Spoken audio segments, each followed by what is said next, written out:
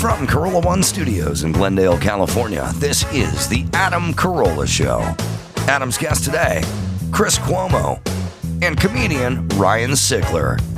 Plus, we'll do the news with Chris Laxamana. And now, since the official announcement that Biden is running, he'd also like to announce that he is running for the border. Adam Carolla. Yeah, get it on. Got to get on a get it on. Welcome to the show. We'll have Chris Cuomo at the end, and we'll have Ryan Sickler at the beginning and news as well. Good to see you, Ryan. Thank you, man. Thank you for having me back. I didn't know I was leading off. That's exciting. Yeah. Well, we like your speed. We like your ability to get on base. Saying, man. We also like to see what you can do once you're on the pads. Those bigger bags, man. I'm out there now. You'll see. My bags are going to go up.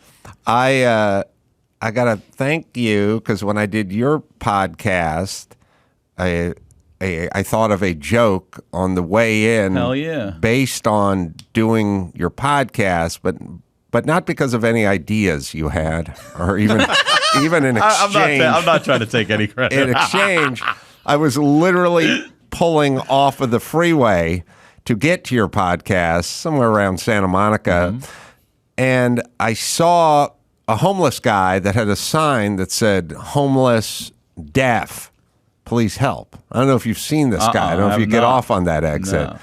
No. And I looked at him, and I was trying to like deaf. Like I was like, he's deaf. I wonder, maybe he can't work because he's deaf. You know, like I'm not totally sympathetic to the homeless because they're mostly just junkies, but I was kind of sympathetic. And I drove off, but I turned it into a joke, which is I started fantasizing about him coming over to the car and me handing him money and saying, "Hold on, let me just check something real quick." And then I would honk my horn and he'd jump and I'd go, "You ain't deaf and I ain't dumb, fucker." Yeah, but that's the thought I had as I was getting off the freeway heading to your podcast. I just had a thought outside of your podcast, actually, that there was some dog shit on the sidewalk. And I started thinking about how, like, generations change over time, right? People talk about working and the way that things change. Our generation is quite different in the fact that I've seen a poodle shit in the mall.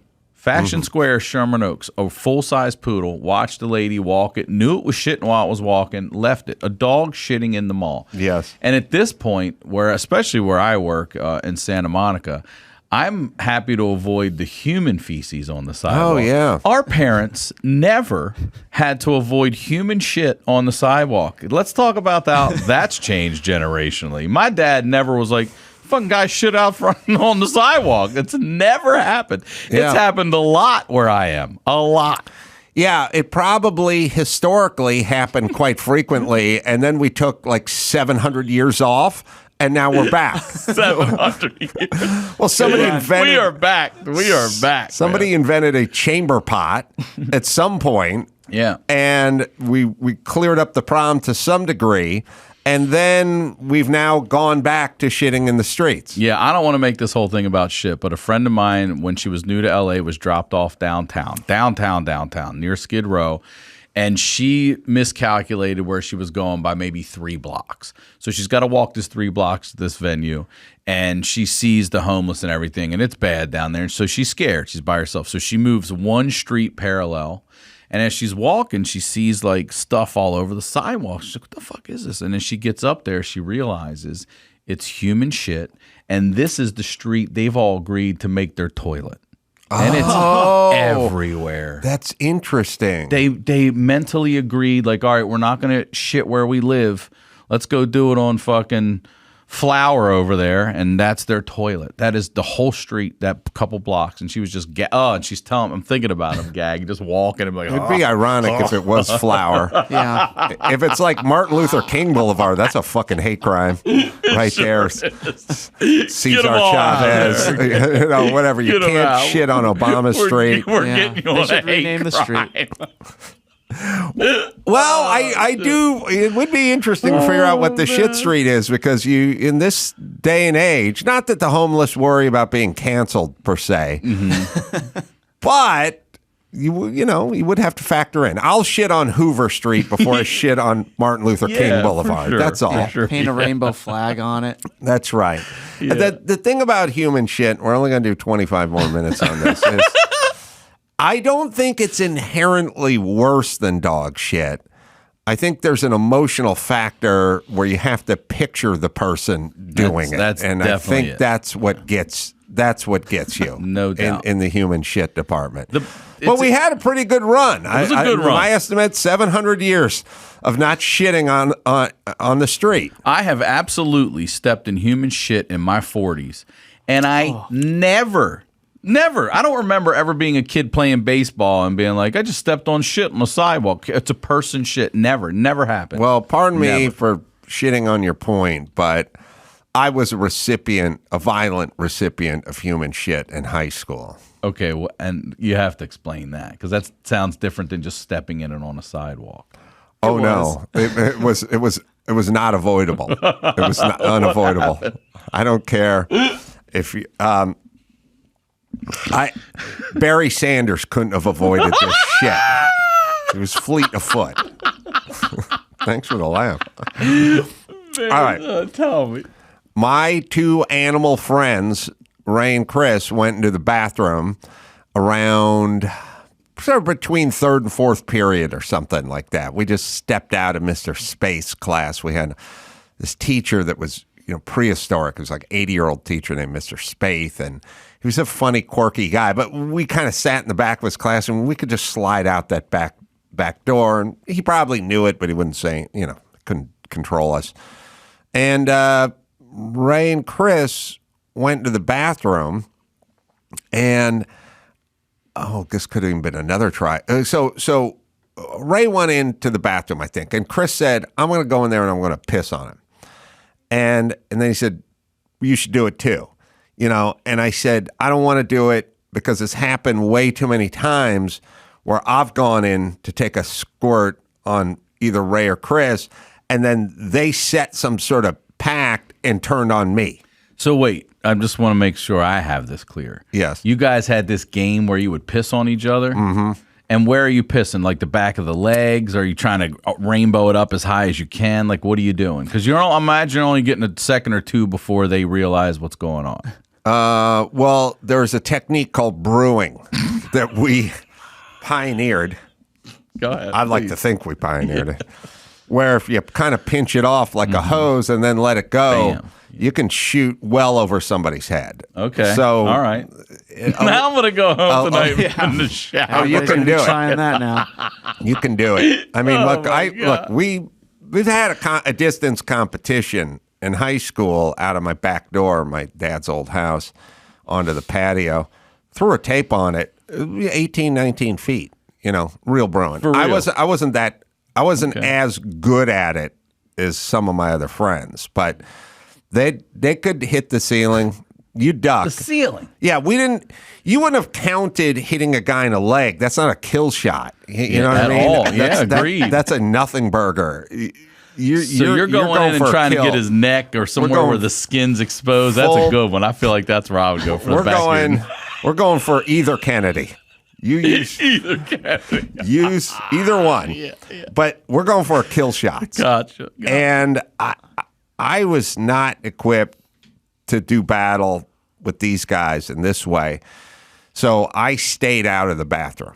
I said, I'm not going in there because they've turned on me too many times. Mm-hmm. So I said, I'm just going to stand out in the hall. And I just stood out in the hall.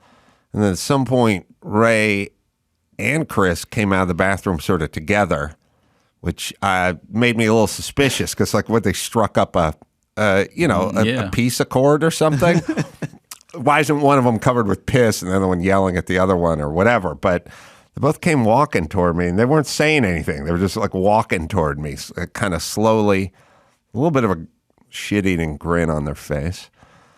And I was like, what are you two up to?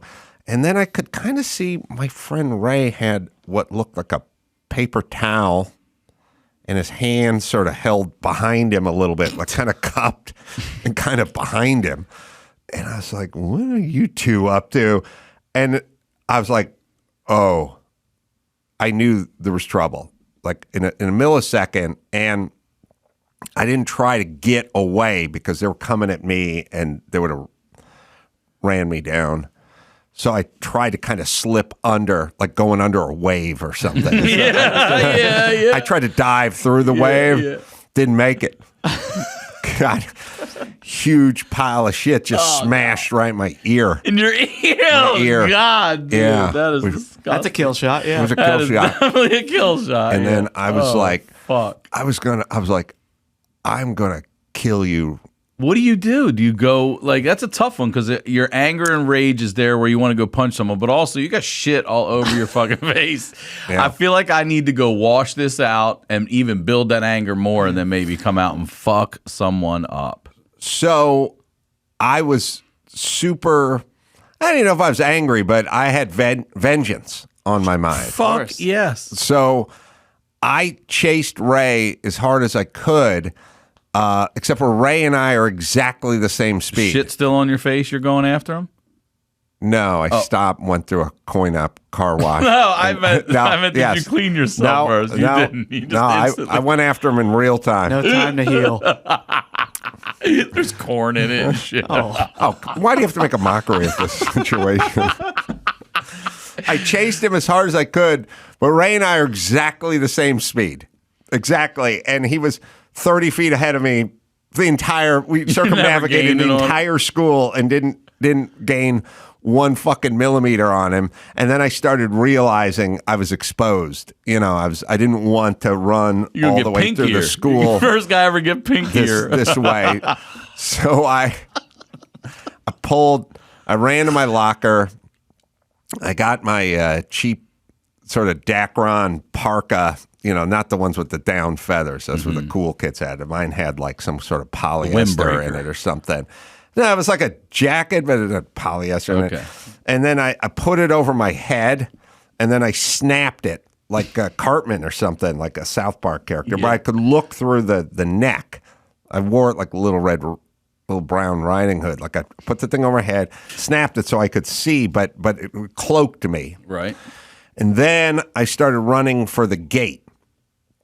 Now, what time of day? What period are we in here? Is this middle of the day, end third, of the day? Yeah, this third, fourth. It's about 11. It's about 10:45 in the morning. Oh, it's way too early to have somebody's shit rubbed on your face. Yeah, you wait till that's a noon. It's kind of a noon thing. It should be an afternoon thing for sure. So, there was the morning. The morning. I was in a full tilt sprint for this gate in the parking lot of North Hollywood High, and they had a guard there. Like they had the security guy there, and I was coming at him with such a fucking head of steam. I literally don't even remember going over the gate. It was just I didn't even break stride. I just sort of hit it, popped it with my foot, sort of sailed over it, I was a good football player. I had like fast feet and stuff back then. And I ran home to my house. It was only like 2 blocks from school, and just got in the shower. Oh, fuck. What'd you do? Did you get your vengeance? Later on, we were at my house, may have been a couple days later, and we were trying to piss on each other again. But at the house. We had one at the house you're doing. But we had one of my friends. One of my friends couldn't brew, but his idea was he was going to fill a glass up with piss and just throw it on something. Throw it at people. That's way different. That's way different. I feel like that's crossing the line. But so what? I don't know why. Is that we draw the line? Yeah, I feel like that's offensive. Well, so what happened is we had somebody, I don't know who, I just found this tumbler of piss on the kitchen counter. Yeah.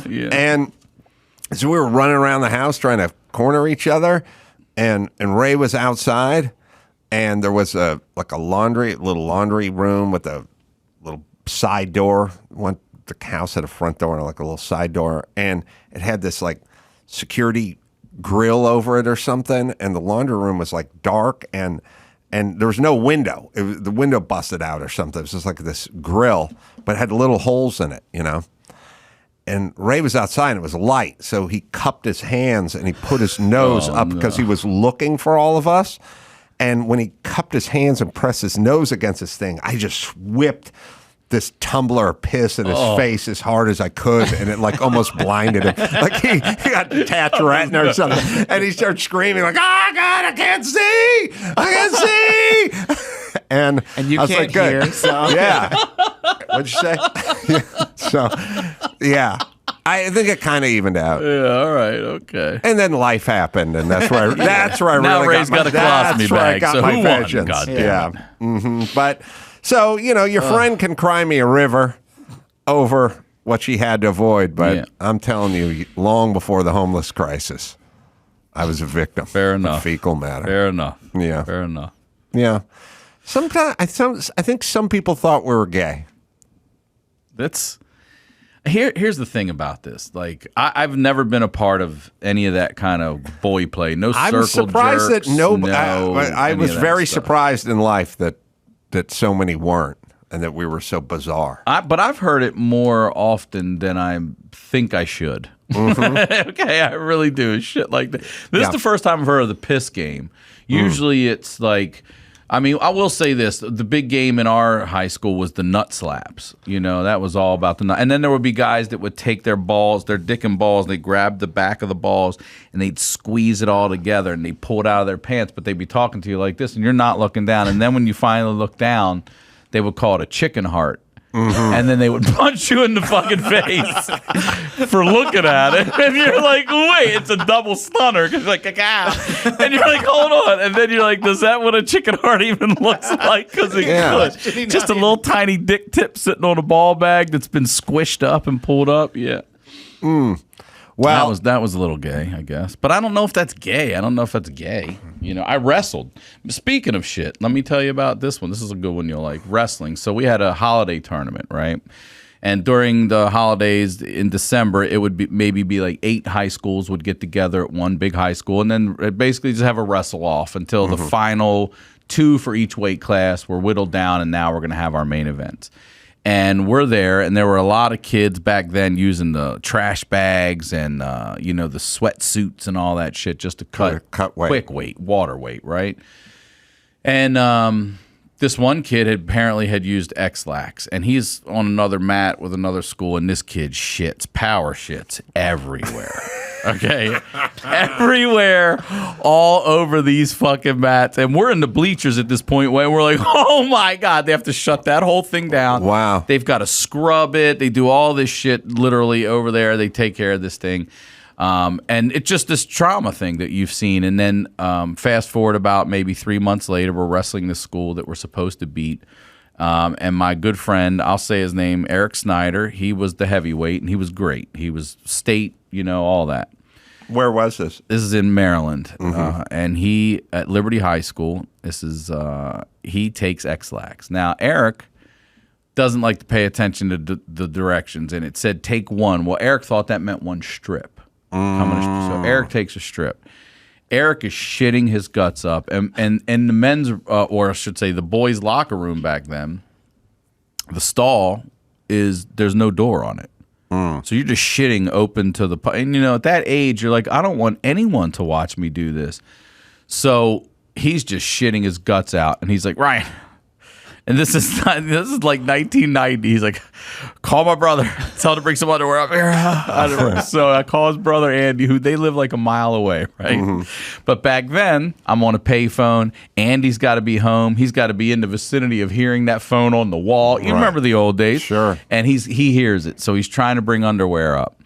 And Eric's up now. Now, Eric's supposed to kill this kid. We're supposed to wipe this kid up, and then he'll win the match, and then we win the as a team, we also win the whole match. Tournament. Well, this was we saw that at the tournament. This is now a big match, and he's wrestling on X-Lax. And he's killing this kid at first, and all of a sudden, he just lays down and rolls over on his back. He just lays there, and I'm like, what the fuck? And I'm like, oh my God, he's going to shit himself. And he's surrendering. He's giving himself up. The kid doesn't know what to do. The ref doesn't know what to do. He's like, come on. The kid gets on him. Boom, pins him, right? So now he loses that match. Well, he gets up and he sprints off the match because he doesn't want to shit himself in front of everyone like that kid did. Right. And as a result of not shaking hands at the end of the match, we get deducted a point for unsportsmanlike conduct and we lose that match. It might have been his only loss of the whole year. Wow. He almost shit his pants and sprinted off. And they're like, wait, and we're like, shake his hand. And he's like, I'm not shaking anybody's hand. And we lost by 1 point because of that unsportsmanlike conduct. There's an argument to be made that was sports. Agreed. It's the They greatest- had no idea what was coming.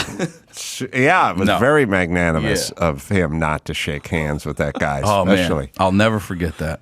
Wow. Never forget that because we were all traumatized by that. Like, whoa, that kid's shitting in front of everyone. And they're rolling in it. Like, oh, God. Oh. I hear it's a God. common thing for wrestlers to. Yeah, they overdo everything. Yeah. You know, I also think it's a great sport. I loved it. There was no sport I played, and I played soccer, baseball, basketball, lacrosse. I was good at everything. But wrestling was the one sport where it was never more apparent that if you cheated yourself, you knew it. You know what I mean? Like, you're on a team. If you half-ass something, there's a guy behind you that could pick up that error or that ball. You fuck around in wrestling, you're done. You're done. There's just you in that fucking thing. Yeah, But a good lesson. I think it's detrimental to our bodies, like cutting weight at that age and doing all that shit. I wonder if it doesn't stunt growth in a way and then, just do weird shit to you. It can't be good at that very sort of critical time in your life to be starving yourself and dehydrating yourself and so on and so forth. It can't. On the other hand, what you get out of it mentally and emotionally and a kind of resilience and toughness and focus and being able to, it's really delayed gratification. It's just delayed gratification, which is the most important thing a young boy or a young girl, but even more so with like young boys to really, really have. All right. We got some news. Yeah. We'll take ourselves a break. We'll come back with Ryan Sickler and we'll do all that right after this. Let me tell you about Simply Safe. Doing some spring cleaning. Going to clean your house. How about you protect your clean house with Simply Safe? I love these guys. I use these guys. We've always used these guys. They've been with us for over a decade now. 24/7 professional monitors use fast protect technology to capture critical evidence, verify the threat is real, and get you priority police dispatch. Very important. Cost under $1 a day, less than half of traditional home security systems. Lock and unlock your doors, access cameras, arm, disarm, do it from anywhere with your smartphone. And you can customize the perfect system in just a few minutes at simplysafe.com/Adam. Go there today, get the free indoor security camera plus 20% off your order with interactive monitoring. And even if you have an apartment, because when you buy that house, you take the system with you. That's simplysafe.com/Adam.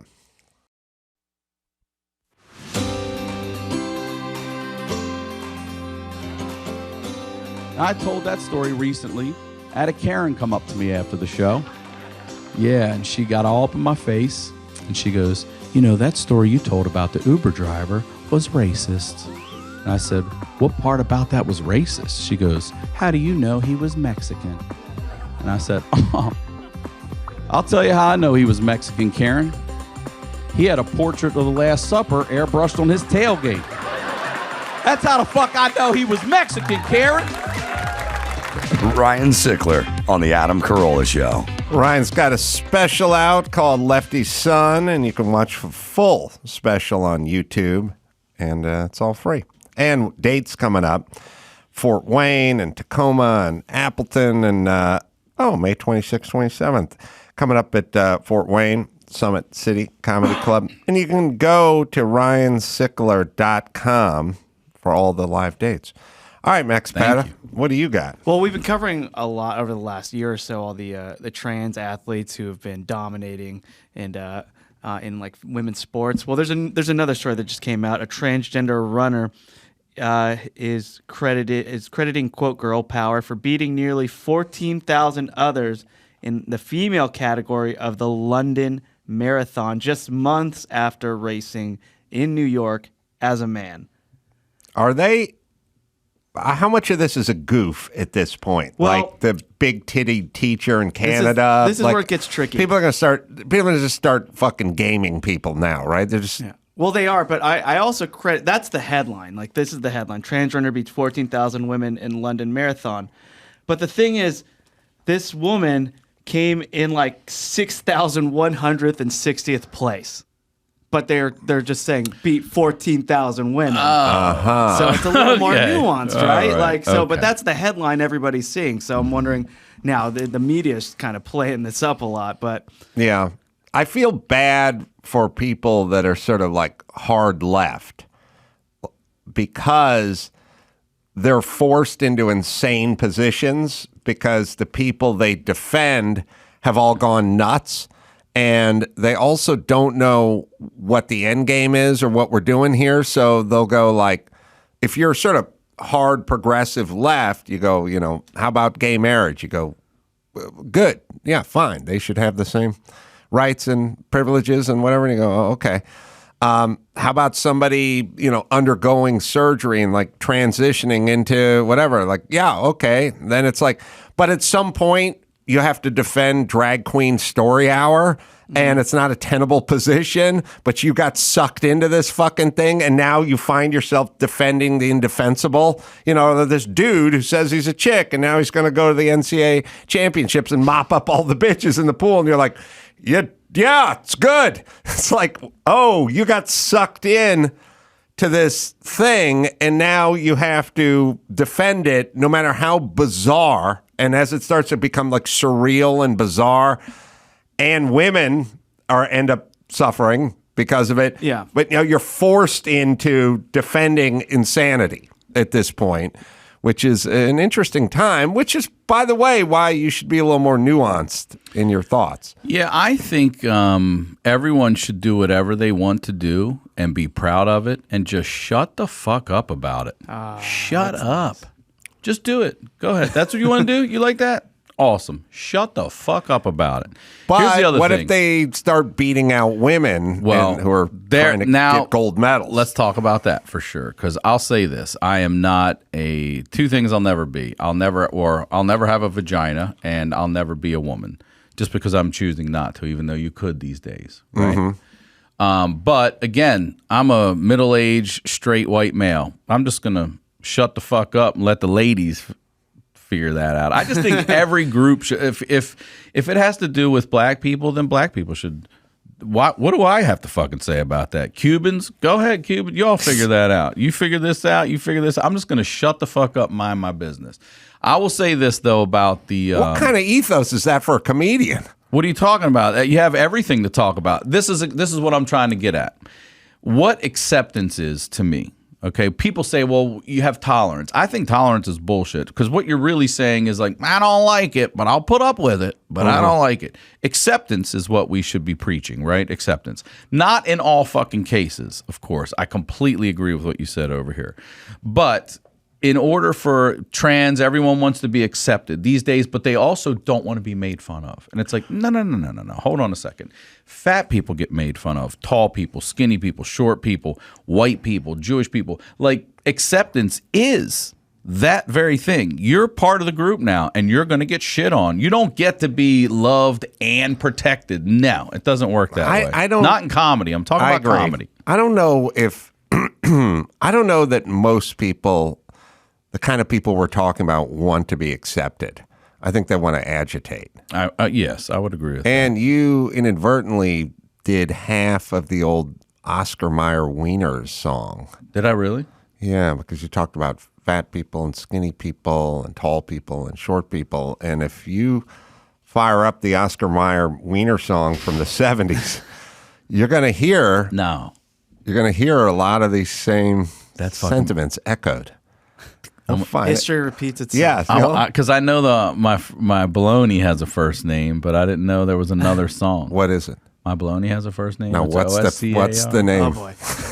Let's do it a little who's on first and whip it out. Show me the chicken heart. Show me that bologna. I want to punch in your face. Oh, your baloney. Oh, you know the song. Yeah, the song of Oscar I Mayer. know. There's another Oscar Mayer song. I thought you wrote a song about your cock. No, dude, the real motherfucking And it had a name. I thought you named your dick. Mine is Tex. Tex. That's nice. Do we can find it. You guys will know it. So you're saying there's another song other than they had 2 hits? Oh, you're gonna. They charted twice. They charted twice. You're gonna know it. You'll know it. We'll find it. You got it? I'm looking at Dawson. All right, we can talk about something else. We'll find it. This runner, she's responded to the outrage, and she said, "quote If they want me to give my medal back, I'll say okay, fine, no problem. If they really think I've stolen a piece of a female, or I've stolen the place of a female runner, I don't mind giving the medal back because I'll run again next year for charity, but I don't want to apologize because I didn't do anything wrong. They're angry because they're saying that one of 14,000 women behind me could have had my place. Really? I did the race in 4 hours, 11 minutes. There's lots of women that beat me. So I get true. Yeah, I get it. I'm not a woman. She's probably not carrying the titties some of these ladies are carrying, number good one. point. Right. Number two, what place did you say she came in? 6,159. What the fuck medal are you getting in 6,159? You get a That's how finishing far medal. left this goes. That's trophy for everybody bullshit man. right there. What's that podium look like? Yeah. What medal are you getting for 6,000th place? That's absurd. My son ran in a long distance competition when he was like, my son ran track when he was like 9, and we spent the entire fucking day at like Valley College because they do this shit where it's like, well, he runs the 440 at 7:30 a.m. and then he's got the 880 at 3 in the afternoon. And it's like they just spread it out and you have to sit there the whole time. But eventually, when he came in like 8th place, I was like, okay, now we get to leave, right? And it was like, no, podium ceremony. I was like, you don't get on the podium for 8th place. Like, oh yeah. I said, what are you going to do? Stand on a cookie sheet, like 5 feet away from the podium? Like, how's that going to work? Or should we dig a hole? You can stand in that. Like, below sea level. I'm like, he came in 8th place. We get to leave now. There shouldn't be a podium ceremony. He can get a participation thing, but there should no podiums. That's we're first through leaving. third. I would tell my daughter, we're out of here. You don't get a trophy for 8th place. We're not doing that. That's not how we're doing it. We have the Oscar Mayer Wiener song. Here we go. All right. Remember I said the 70s? This from like the 40s or the 50s or something. So now you got to find the one from the 70s. Yeah, with the the fishing, of course, and biting a sandwich.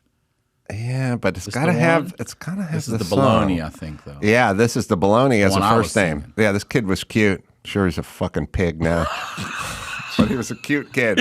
He's running races against women right now. He came in 6,180th. Oh, I made a mistake. It's not Oscar Mayer. It's Armour. Armour hot dogs. I've never even heard of Armour. Armour hot Man, what dogs. the hell's an Armour hot dog? Were a big. I don't know. Armour was like a big meat something because they made that weird little potted meat with deviled ham shit. You guys, you missed some Is it bad like the meat. canned? Yeah, you mean some bad meat years in this country. Like we started experimenting with like pimento loaf, Yeah, and yeah. head cheese, and like potted lobster weird and shrimp salad and stuff. too. potted Ugh. meats and stuff. We went through a whole experimental. This ain't hamburger and this ain't steak. Fucking phase, and the poor people are the ones who suffered. All right, now we have the Armour hot dog. All right. Hot dogs, Armour hot dogs. What kind of kids eat Armour hot dogs? Here you go, Ryan. Fat kids, skinny kids, kids who climb on rocks, fat kids, sexy kids. Even kids with chicken pox love hot dogs. Armour hot dogs. Hot dogs, kids love to bite. I just sit around and watch these commercials all day. Captain Crunch, Armour hot dog, and be Never like, seen one Armour. more thing that's never coming into my house. We were SK hot dogs. Oh, really? ESSKAY, the official hot dog of the Orioles. And they got the Oriole bird swinging on the front of it. So when you're a kid, you're like, I want those fucking hot dogs. Yeah. Sorry, where were we? Oh, so city leaders in Rochester, New York, they have announced plans to sue automakers Kia and Hyundai over a massive increase in car thefts around the city. So the city's saying that they are largely to blame for a spike in vehicle thefts. The reason being is because there are viral videos going around TikTok where they're showing you how to hotwire these cars with just like a USB cable. So people are stealing them, hotwiring these cars, and then using them for their smash and grabs and their shoplifting, or just stealing the cars. I mean, whatever. So we should get these city officials together with the L.A. County ones or the L.A. City ones that are blaming Toyota for the thefts of the catalytic converters because they're too easy to steal. They are too easy to steal. make it easy. They make it easy on you. Look, at a certain point, we're attempting to live in a society. And at a certain point, we're going to have to figure out why so many people think it'd be a good idea to steal catalytic converters and dissuade them, and why so many young people want to steal cars and dissuade them from doing that. The part where we sort of work around them, trying to figure out how to prevent them from doing it, is no way to run a fucking society. You can't run a society that way, which is essentially what we do. I've said it a million times. The second the barbed wire went up around the freeway signs in Los Angeles, we should have fucking pulled over, called a timeout, and went, what the fuck is going on here? When did this turn into an escape from New York? Like, what? This is insane. And someone's like, what? We need more barbed wire so we can get more signs. Like, no. This is a eerie harbinger. Yeah, this isn't a solution. It's a workaround. That's right. Yes, the barbed wire went up like 15 years ago, and that's when we needed to stop and go, what the fuck are we doing? We need to figure it out. That's the junkie breaking his kid's piggy bank so he could drink some lighter fluid and seeing a glimpse of yourself in the mirror, like holding up the piggy bank. That's your rock bottom. That's when we should have stopped and went, fuck, we need a course correction here. Something's wrong. So what do you think we should do? Well, the way I look at it is something I learned on Loveline 25 years ago. Used to talk about it every single night. These kids that are all doing shit you don't want them to do, it's all because they have fucked up, broken families, and we need to get to the root of the problem, which politicians talk about root causes all the time, but they shut the fuck up the second they start talking about single moms raising too many kids and all that comes from that in the negative department. So we're going to have to make some sort of concerted effort to have people who shouldn't have kids not have kids, and then get the families together, keep them intact, and so on and so forth. It would be, kind of a moonshot type project, but the family and these kids is basically a hub, and the spokes go in all different directions. So you go like, what's going on with the crime, or what's going on with the fentanyl abuse, or what's going on with the homeless situation, or what's going on with the graffiti, or what's going on with the vandalism, what's going on with the car thievery, or what's going on with the catalytic converters, what's going on with violence in school buses. It's like it all comes from the hub. It all comes from the hub, and then it goes 1,000 different directions. And that's something that needs to be discussed. It's never discussed. It's kind of a third rail for politicians. It ends up being racist at a certain point, and no one will touch it, and so we're doomed. But that's about all. That's about all we got, and we're so fucked up now that when a bunch of kids run into Chicago on a Saturday night and just start vandalizing everything, you have the folks on Fox News going, where are the cops? And you have the folks on CNN going, well, they're frustrated because they're oppressed. No one goes, where's the parents? Yeah. Which that's all you would hear 20 years ago if this happened. Where the fuck are the parents? Saturday night. Back guys then, are 15. somebody in the neighborhood would grab you and hit your ass. Back Right. then, they'd grab you and correct you. A big handful of shit right in your ear. Back in the day. Core values are gone, man. Gone, That's it. That's Daddy. where it starts. They're gone. You know what? We can talk about single parents raising kids and all that stuff, but I will say this. If those core values are there, then I believe that's where you could really counter a lot of that, but they're gone. Common sense, common decency, and core values, fucking gone, bro. Went the same way as the Armour hot dog. Sure did. Vestige of the past.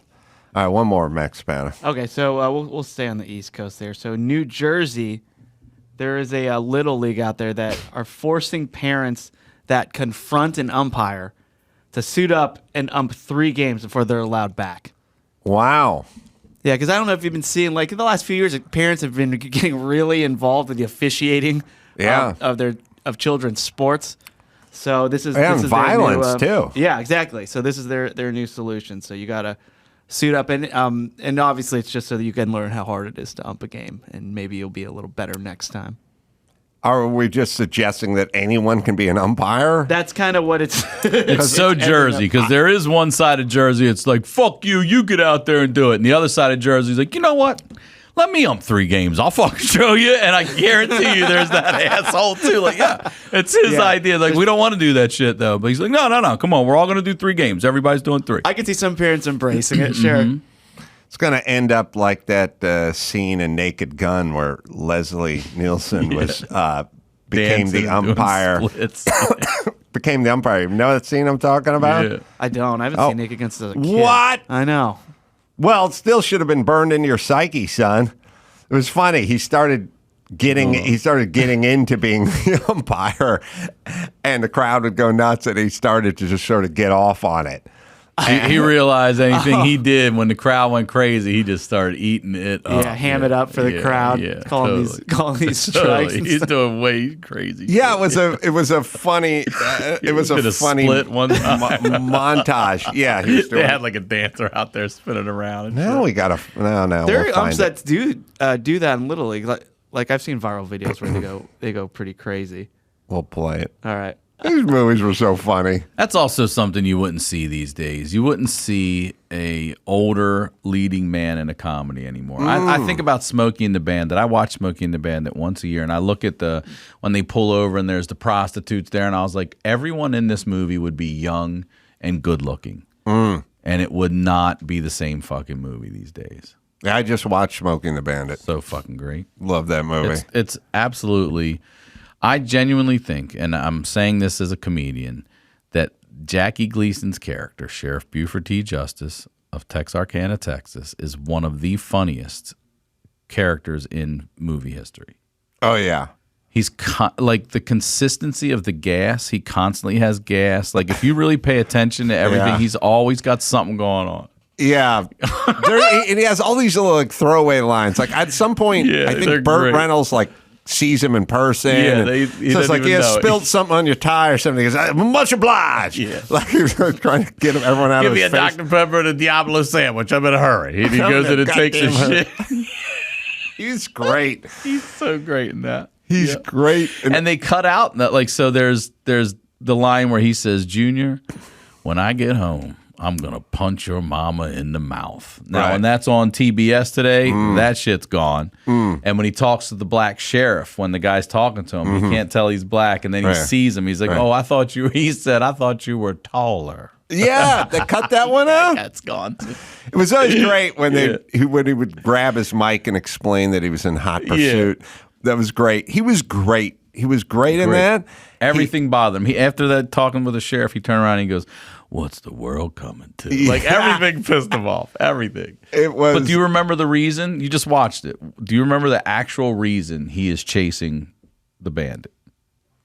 Because the bandit picked up his son's daughter, newlywed, new bride. He says it. No one's gonna ruin a wedding that I paid for. He doesn't give a Right. fuck about his son. Right. It's not. He doesn't even know about the cores. Right. He has no idea they came in illegally or running cores back across the Mississippi River. All he gives a fuck about is this motherfucker ruined the wedding that I paid for. He's great. and he is on a hunt for that man. Yeah, whenever I would watch the cable, Channel 5 version of it, and they had to get some bitch out of his mouth all the time. Yeah. And they replaced it with scum bum. Yeah. And I'm like, Oh, that's right. you have to replace it with something that exists, because he says some bitch. He says son of a bitch 28 times, and you guys just put scumbum in his mouth, except for no one's ever said scumbum. You have to replace it with something that a sheriff might say or human. And he might made say. that popular. He made that term popular. Oh. No doubt. Genius. Great All man. right. Let's see. We got Chris Cuomo coming up. Yep. Ryan Sickler, Lefty's son, is the YouTube special. Check that out. Live shows coming all over the place. RyanSickler.com.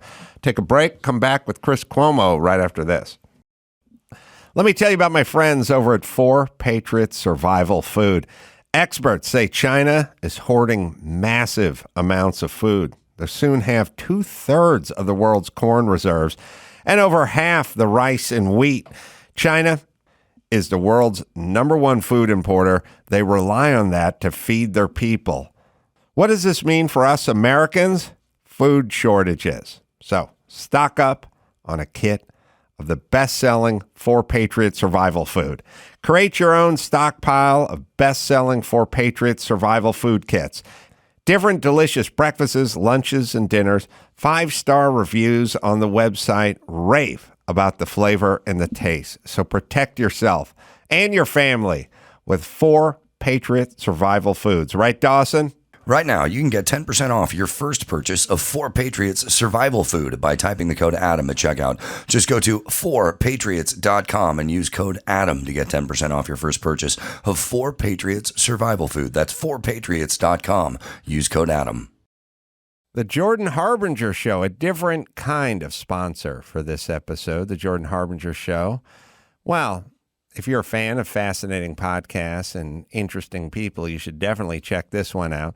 There's an episode for everyone, no matter what you're into. Jordan talks with Scott Adams about persuasion in a world where facts don't matter anymore. Man, is he right. Or you go inside the dark world of wildlife trafficking.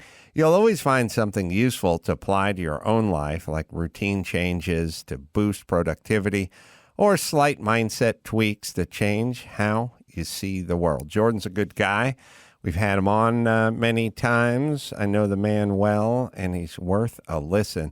We enjoy the show, and we know you will too. So you can search The Jordan Harbinger Show. That is HARB as in boy, IN as in Nancy, GER on Apple Podcasts, Spotify, or wherever you listen to podcasts. Do you need help? Can you see it? No, right? It's okay. You have it in your other ear?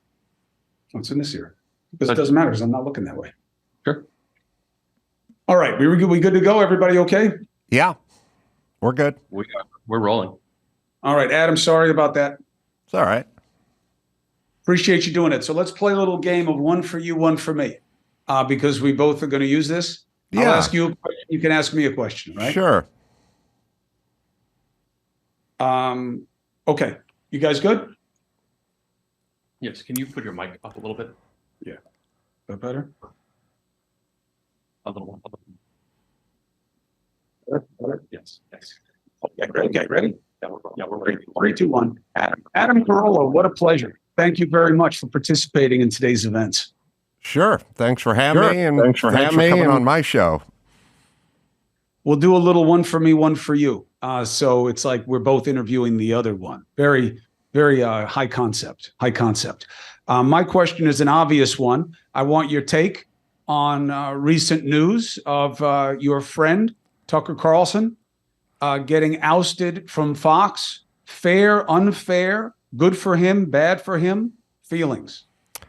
I know Tucker and on a different level than most people do. There's a sort of cartoon character, Tucker, and then there's sort of who he is more at his core. And I think everybody these days gets turned into a caricature that should be hanging up at a deli, behind a counter. But firsthand when you talk to people, sort of who they are at their core. And so Tucker is a writer at his core. He doesn't really like being on camera that much. At least that's my take, and he's kind of said it to me. He's also wildly independent. He's not, or he has become wildly independent. I don't think he's a corporate guy, and I don't know if he's going to toe party lines. I don't think you can silence people who have a voice, an opinion, a take. Like you can get Louis C.K. into trouble for a while, or maybe you can get Dave Chappelle in trouble for a while. But people that have real voices aren't going away unless they do it on their own terms. So ironically, my voice just got scrambled when I said that. But maybe that was God telling me to shut up. But if you host, I think the new world order is if you host The Bachelor, you can get fired and we'll never hear from you again. But if you're a comedian or a journalist or somebody with a voice, I don't know that we can silence you. But it does seem like he was canned, and it does seem like they want him to be silenced for a while. Yeah, maybe you're right. I don't know. I don't know him. I have, you decide what you want to do with yourself. There are many people who say, well, he's not who he is on TV. That is not a mitigating concept for me. I'm exactly who I am on TV. I just curse more when I'm not on TV than when I am, but there's absolutely no faking the funk. No, that is him. I mean, what is on TV is who he is. I'm not saying it isn't. I'm saying there's who you are on TV, and he's the same way. He's exactly the same. He just curses more. But then there is sort of what society turns you into. Yes. Well, look, one of the problems with the media, and on balance, I believe everybody can attack many things about this country until they have to decide to live somewhere else. And I think media falls in that category as well. We have a lot of it. Some of it sucks. Some of it's great. And a lot of it falls in between. But I believe your friend does what works for him. I think his positions, I don't think that if he had a gun to his head, he would say he believes a lot of the things that he puts on TV, but they work. And he's created an audience for himself and a following.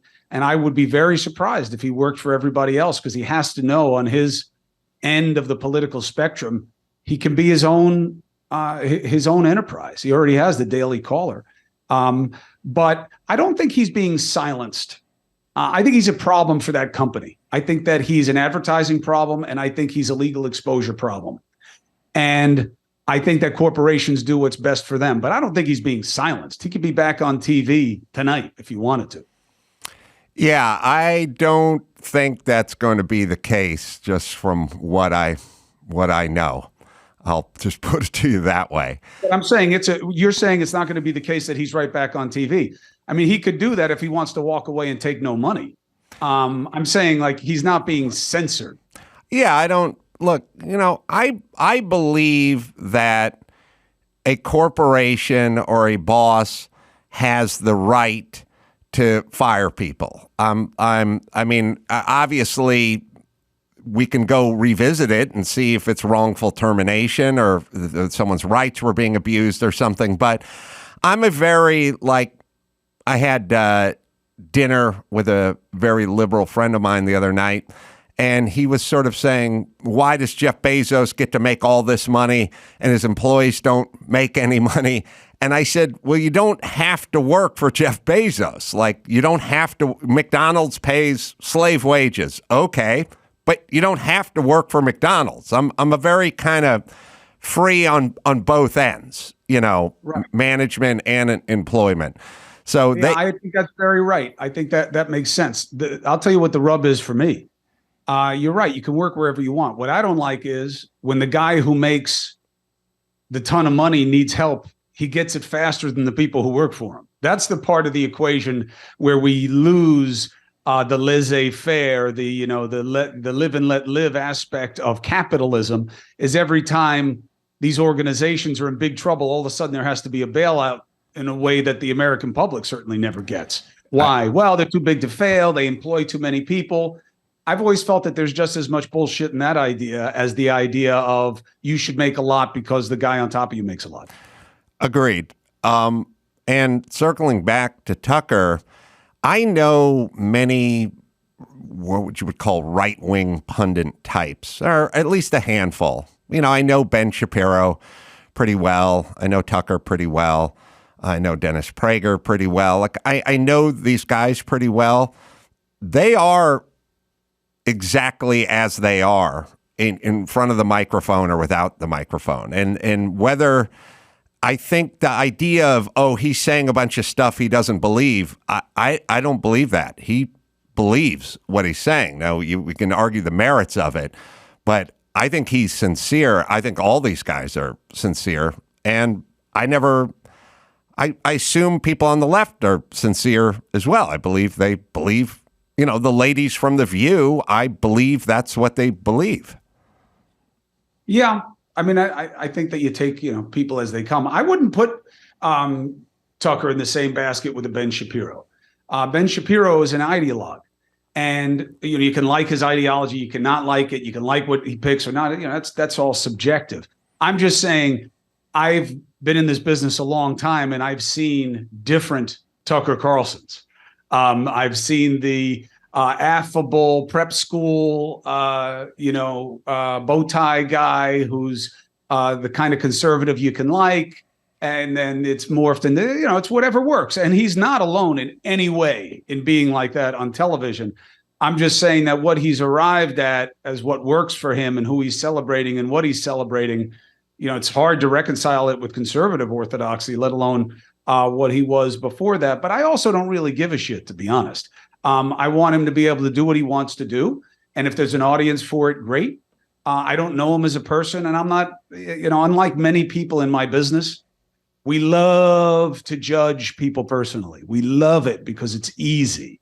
And negativity can be a proxy for insight. It's so easy to not like people. You can literally have a business based around saying shit about other people. I mean, that's what Megyn Kelly is. Megyn Kelly is somebody who gets on a microphone and decides to take the piss out of somebody every night. And that's good enough. And, you know, I get it. I just don't do it. People say, "Were you happy he was fired? Are you happy this?" I'm never happy when anybody gets fired. You know what I mean? You got a job, you got a family. I don't want to see bad things happen to people, but I believe that your friend Carlson is in good shape. I think he's going to have a lot of options if he wants them. He has to figure out what he wants to do.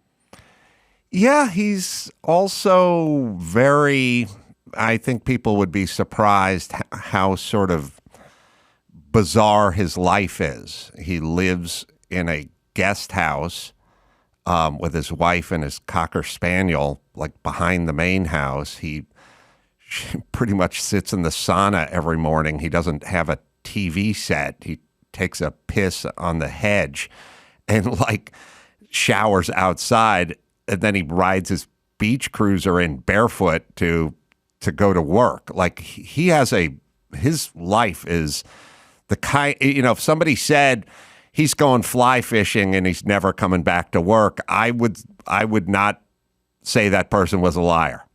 According to what I know about him. Work. You know, he never had to do any of this. He's always had money, and that's a blessing. That's fine. But I'm saying it's not like my situation where I had to figure out how to get back up off the ground, not just because I felt that why I was fired was wrong and I got to litigate that, or that I thought what was done was wrong. Was that I got to be an earner here, and I have to be involved because it's really important to me. So you got to know what somebody's motivations are. You take money out of it, you know, you start getting a lot more optionality. And then if you take the righteousness out of it, and I don't know him, so I don't know where his head is on why he does it. But for me, it was like, hey, if I were going to get paid, but I had to stay on the sidelines, that would have been unacceptable to me. This period in our development is too important to me. This is the part of my life where, and your life, this last 10, 12 years, and we'll see how long it goes. This is what people are going to remember about when you and I were alive, is this period of time. A lot of pressure. But did you are you going to look at CNN parting ways with you as a blessing at some point? Do you look at it that way now? Do you think when you go fast forward 20 years and sort of look back on it? Because I did lose a sort of national radio gig, and that was almost 15 years ago, and it did turn out to be a blessing. I think that your situation was very different than mine. All pain is personal, by the way. I don't mean in any way to diminish anything that you've dealt with. And I've been a big observer of yours for a long time. And I've liked the iterations. I've liked the industry. And I appreciate a lot of what you do. And so this was different for me. And it was personally very destructive because not that because I lost a job, it's because of how it went down and how it was perceived and being caught up in this maelstrom surrounding my brother that I really had no business being a part of. I never worked for my brother. I didn't even know any of the people who accused him of anything. Like I don't, it's not my world. And the people who I worked for knew that. So this idea that I was lying to them because I was some orchestrating genius behind my brother is just demonstrably bullshit. And what happened was, and you'll be no stranger to this idea, the media loves to eat its own. And they had a great chance to not just take out my brother, who people found insufferably successful during the pandemic with the Love Gov and all that other shit, and me, another bold-faced name who was always antagonistic towards the media. And they just basically went after CNN until CNN had to make a decision about who to save. And I was going to lose. So then they just came up with a reason. My whole beef with it was, hey, look, if the new ownership or people inside have grown tired of what I bring to the table, just tell me and I'll leave. And I'm not going to hold you up for money. I'll make money. I'm good at what I do. I'm not worried about that. I'm not one of these guys who's going to litigate you to death. I've been forced to do this. So it was very ruinous of what I had understood to be my reality, not just the job, but just how things worked and what had power and what didn't. And what really cemented that for me is so many of the same people that wanted me out in the succeeding months when they wanted to do stories on me or whatever, and I will never do a profile with anyone ever. It's a complete waste of time. They couldn't explain why I was fired. And they increasingly then said it was wrong. The same people who ran me out. Right. And that's what bothers me about the media. It's that so much of what people consume is done for the moment and done for convenience or a particular narrative or an agenda. And that happened to me, in my opinion.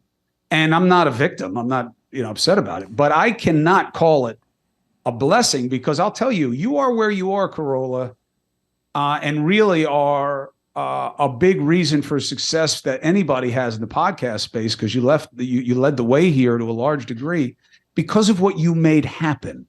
It wasn't luck. There is no power from above that decided Carolla now gets a break because he got a bad break. You made it happen. So we'll see. We'll see what I can do. I'm not someone who's used to staying on the ground. And I'm a grinder and a fighter. So we'll see what I'm able to make happen. But I certainly don't like anything about what happened to me at CNN.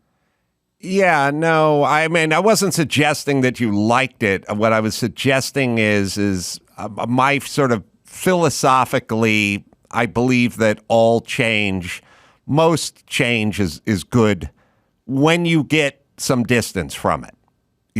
Most of the things. You make something of it. I'll give you that. All change is opportunity. All challenges are opportunity. This is an opportunity. We'll see what I do with it. I just wasn't looking for it. And I know you weren't. You're a smart guy. I know you weren't suggesting, oh, did you like getting knocked on your ass? No, of course not. And I know that's not what you mean. Maybe at some point. I just never would have envisioned it this way. And, I would rather not have to find my way to the top of the stairs by getting thrown down the staircase first. What do you think, do you think your brother got sort of Al Frankened with the sort of Me Too stuff? I've been a very strong advocate of, it's like 10 women come forward and give you 10 stories and none of them they're mostly nothing burgers. I sort of likened it to saying, you got a ticket for rolling through a 4-way stop sign 10 times or jaywalking 10 times, but it still doesn't add up into making you a felon or a criminal. Well, look, the first problem we have is that we're not talking about the standard of proof required at trial. This is culture. It's crowdsourced consequences via culture that is often hyper media driven. Andrew is not Franken. Franken, I don't even think it has ever been alleged in a meaningful way, let alone demonstrated in any way, ever touched anybody. We saw one photo of him making fun of somebody who was asleep with his hands positioned over her torso. And then some side stories after that we never really vetted or went anywhere because he had to leave for the same reason that Andrew, in my opinion, was a dead man after the second allegation, regardless of the merits, which is that in the Democratic Party, allegations are enough. And you can look at that as a good thing or as a bad thing. But he's on a team in a game that has rules. And he broke the rule of his team. Now, it's a different discussion. Do I like the team? Do I like the rule? That's a different conversation. His team has rules, and an allegation is enough.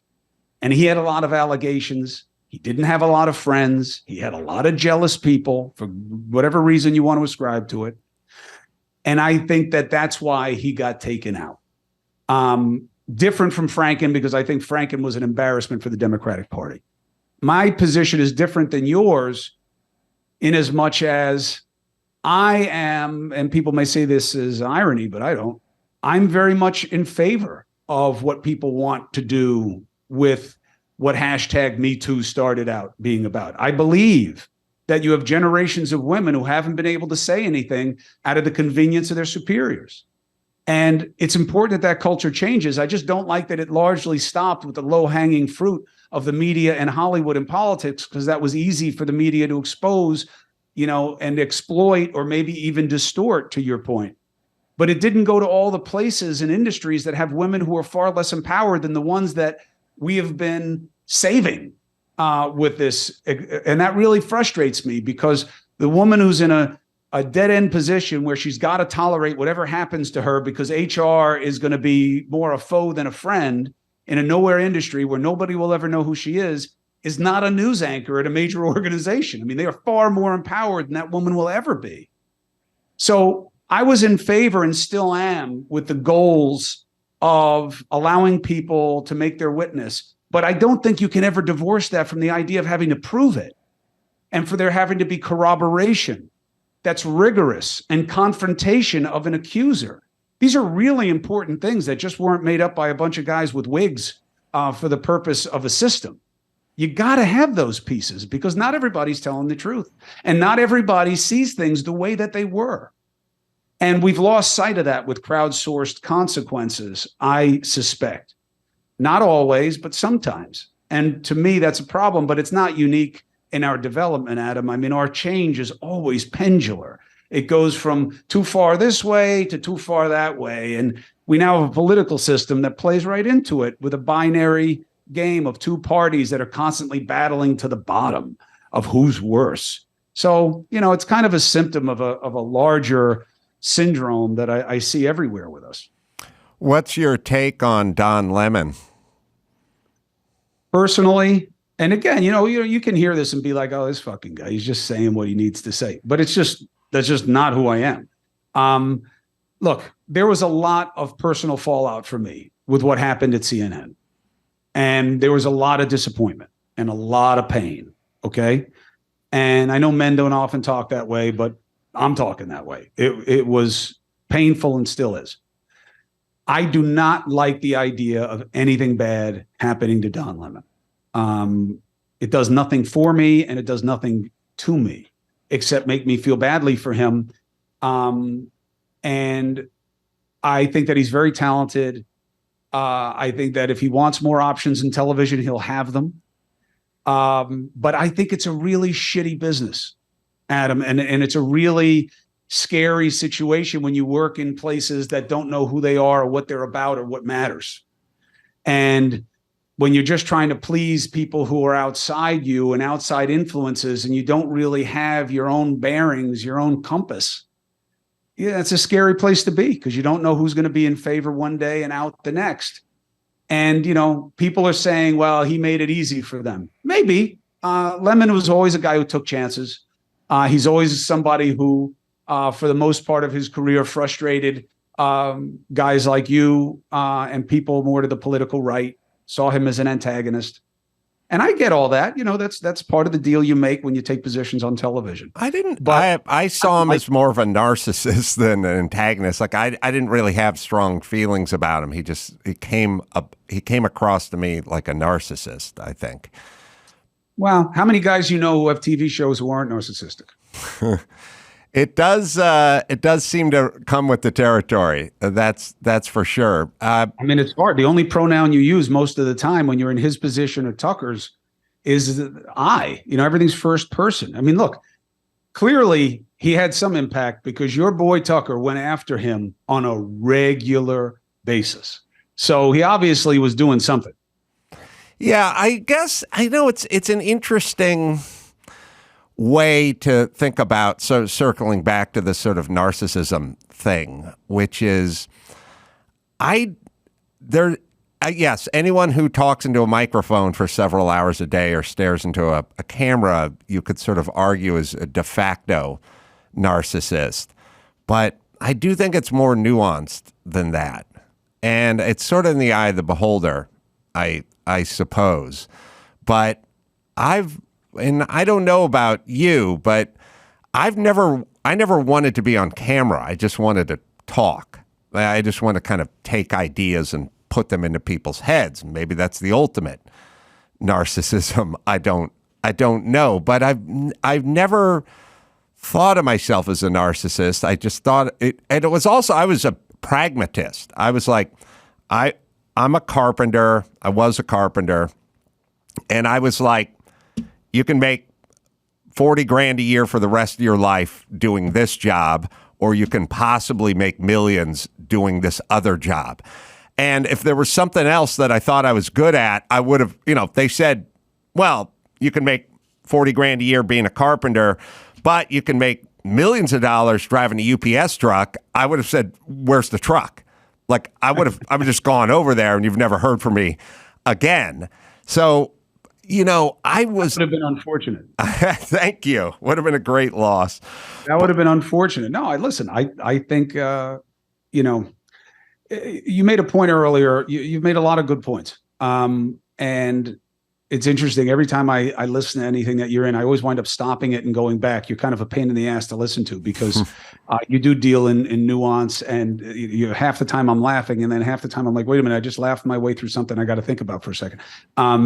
And that's good. It's good. And I think we need a lot more of that. I think we need a lot more of provocation of pragmatic ideas. That's not what we're doing right now. Like in prepping for you, a member of my team was like, you got to go after him because he's against school lunches. And first things first, like, whatever anyone said for you to go after me for, by all means, bring it up because I'd like to discuss all this stuff. But my point is this. I then look at it, and it's not as, of course it's not. I don't want to, if anybody's hungry, I never want to feed them. That's not what you think. And it would never be right for someone to challenge you on that basis, but that's exactly where we are in our political dynamic. And I have that done to me all the time. I can't tell you how many offers I've made to Ben Shapiro, anybody out there. You take every quote that has been taken out of context or made into something else about me that you want, and I will go 100% in defending every one of them to the satisfaction of any reasonable person. Because we live in a world of bullshit and twisting. And It really bothers me, and that's why I enjoy so much what you do. No, you bring up a good point, sort of globally, which is they'll say this about Don Lemon or you on one hand, and maybe they'll say something else about Ben Shapiro, Tucker Like, Carlson. I hate even being put in the same bucket as Don Lemon, by the way. He's a much better performer than I am, but the idea that we think the same things or the same way, no, not should be insulting to both of us. I'm not suggesting that. What I'm suggesting is there's an aisle, and on one side of the aisle there's Megyn Kelly and tribes, right, and on the other is Rachel Maddow. All right, just to remove us from the equation. It's insane to think that Adam Carolla wants kids to go hungry, just as sort of a concept, And it's also kind of insane to think that this person, 90% of racism is this way. Like, do you really think this person is a racist? Or do you really think this person hates women, the person that has daughters and has been married to the same woman for 25 years and has a sister and a mom? Like, first things first, I won't even go along with this person hates that thing. Now, you may say, I'm for beefing up the border, and this person is for the Dreamers or a path to citizenship. Okay, that's an argument. There's nuance there. But just these sort of he hates kids is almost like saying he hates puppies. It's insulting, but also it's sort of nonsensical. You know what I mean? Like, I've been called a misogynist 1,000 times. I have a daughter who I'm deeply devoted to and I take care of, and I've never had any allegations of doing anything to anybody. I just think in my head, I hate women, or in my head, I hate blacks or Hispanics, or in my head, I don't want kids to eat. And that whole allegation came from me saying, I want parents connected with their kids. I don't want the government feeding your kids. I want you to feed your kids, not for me, not for tax dollars. I don't care about the money. I made that super clear. The symbolism of mom making lunch or dad making lunch, taking care of your child, I don't want it outsourced. And I don't think the government does a good job of it. I don't think they're going to get nutritious food, but it has nothing to do with the money. It has everything to do with the family and the connection. And then the Young Turks sort of just took it and announced that I don't like kids and I want them to go hungry. They don't give you the benefit of context or nuance, as you say, because it's counterproductive. I want you to lose, Adam. I want to beat you.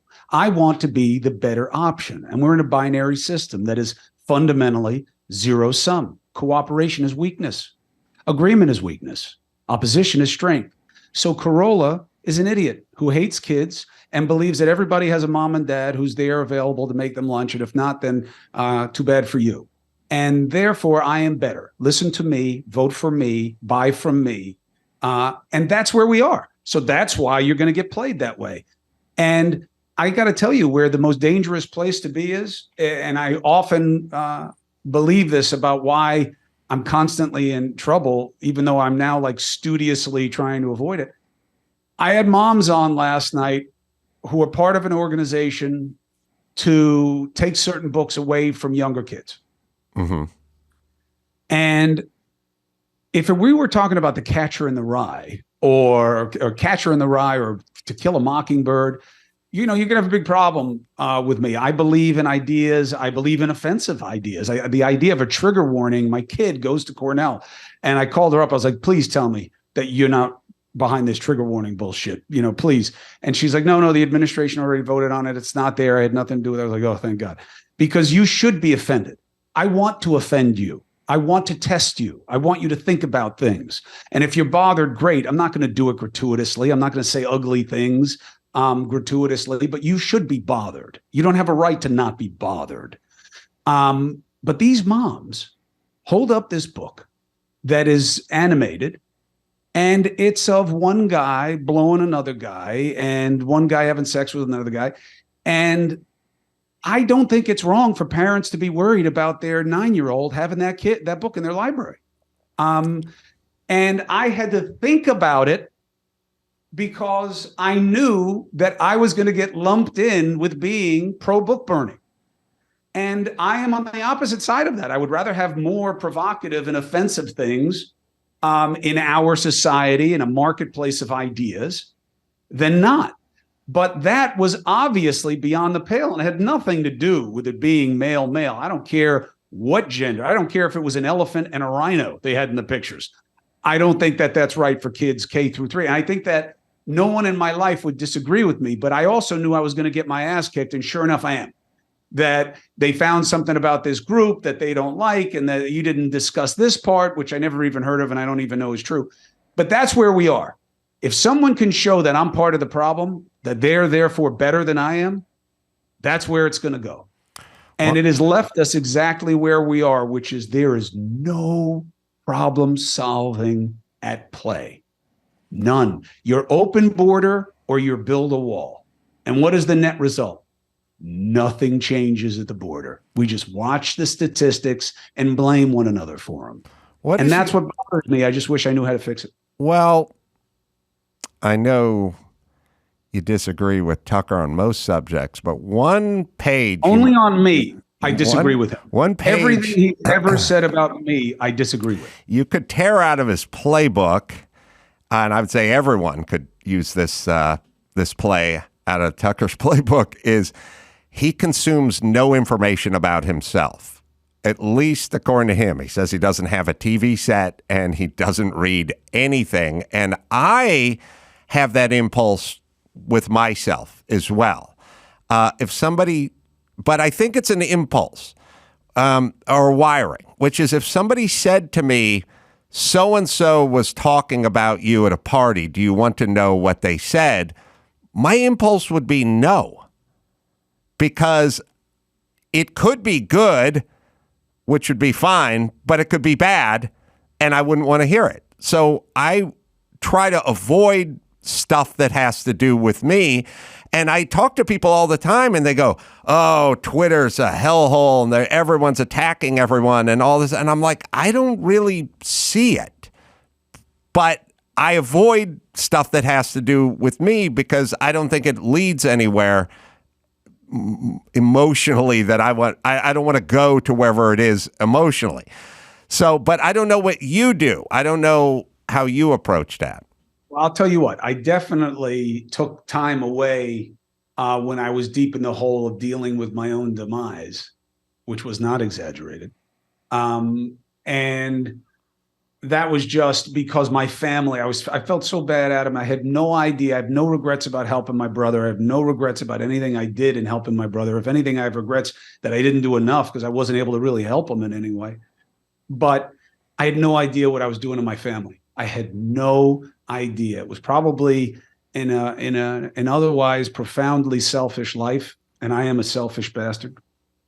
I had no idea how much I was putting on my kids and my wife. I had no fucking idea. And if I had known, I would have done it differently. I love my brother. He's the only one I have. And it is like an oath to me to be there for him. But I would have called him right away if I had known and said, I had no idea that my son is having to deal with this. My daughter, my young one, I had no idea. My wife, her business. I can't do this. And he would have understood. He would never put me in that position. He would have never put them in that position. Me, that's my job, is to be there. If it's going to be bad for me, that's family. I'm there. I had no idea that I was doing that to them. And it made me so angry and so dark that I shut down for a while to just get away from that and figure out how to make it right for them and how to start doing that differently. But in general, and when I'm on the job, I'm very responsive to the audience and I want to hear their comments. I'll go at them sometimes, but less and less. So I'm not playing it the way you do, which is probably a more emotionally healthy thing. I have a pretty thick skin. And I also have, I don't really belong in our current media culture. I really believe that there's nothing wrong with me coming up to you and saying, say it to me now, Carolla. Say now that you think I want little girls to be exposed to male genitals in a bathroom. Say that when I got a 13-year-old girl. Say it now. And I'm going to make you a little bit richer by putting my head into your nose. I don't have the problem with that I should have in a civilized society and as a lawyer and an understanding of someone who is against violence most of the time. I don't belong in this business because this is not a business about, you want to fight, let's fight. You want to have an argument, let's have an argument. I don't have to beat you up. You don't have to beat me up. But let's go. Tucker Carlson, I've made this offer many times and I'm sure I'll make it again. I'll be in any room with you anytime you want, and you come at me directly the way you were coming at me in my absence. Let's see if you do it. Would you? And I guarantee you, I don't know him. I don't need to know him. It doesn't matter that I've been fight training for 30 years. I'm not talking about violence. But I really believe Tyson had it right. The internet and our media culture has made people forget that sometimes what you say can get you punched in the mouth. And I'm not saying that bullies should win. I'm saying that we have lost regard for the impact of our own words, and that negativity is the end sum. And I can say whatever I want about you, and it's okay because it's free speech. And yeah, sure, legally, but I think it's put us in a bad place. And I don't belong in this media culture because it's filled with people who are all talk and no walk and looking to be a victim. And they're swinging a bat at your head. And if you do anything but accept the blow graciously, they'll say that you were mean to them and sue. It's such a perverse place that is, to me, such anathema to America. Did he? I see the problem so clearly. I just don't know what to do about it. Did Tucker ever invite you on his show? And did you ever invite him on your show? It would be a hollow suggestion because we're not allowed. You know what I mean? You don't. The networks wouldn't allow it. You don't work at CNN and go present. You know, sometimes they'll give you a loophole if you're like selling a book or something like that. Mm-hmm. But we don't go on each other's shows because we're in competitive outlets. But it's also not what he does. You know, there's a reason he doesn't have a co-host, and there's a reason that I bring people on to debate person to person. I'm very comfortable in confrontation. I'm not there to be hostile. I don't have that as a commodity. Sometimes I'm painted that way, but it's never fair. But that's the nature of the business. And I'm not allowed to defend myself. When you work for an outlet, News Nation's a little different. I haven't tested this theory there yet, and hopefully I don't have to. But at CNN, and I say this with respect, not ruefully, if you had said something about me and I didn't like it, and I said, tonight I'm going at Carolla, forget him for saying that I said that he's totally wrong and he shouldn't have said it. I'm calling him out. There would be a conversation. Well, hold on a second. Do we want to give attention to this? Do we want to give attention to him? And you got to think about, what does it mean to CNN? So CNN would not let one of their talents go on to Tucker Carlson's show. Well, not so much that it was Tucker Carlson's show. I mean, that would be one of the easier things. I don't know if you've ever seen him interview anybody, but it's not exactly, he's not pitching flames the way he is direct to camera when he's interviewing somebody. Right. But is it on paper? Not about Tucker Carlson. I'm trying to figure out the ethos of the network or networks. Like, they just don't let you go on competitors. So it's like you don't see a CNN anchor or an MSNBC anchor.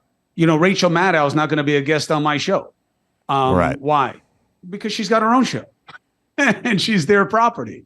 And that's just the way it works. I don't have any problem with that. That's not unusual. You don't see a Ford executive hanging out at a Chevy meeting. But when I used to do a show called Loveline, which was a syndicated radio show. Oh, I know it very, very well. And it was on K-Rock. A couple of its orientations. I remember watching it on MTV also. It was on MTV, but it was out here in Los Angeles. It was on K-Rock Radio. And I would get invited to come on other guys' radio shows on KLSX, like it's competitors. It's different. And I would get yelled at by my boss, but then I would explain to him, I'm just advertising your product on their network, their show. Yeah, I agree with your argument. I just don't have the power that you had.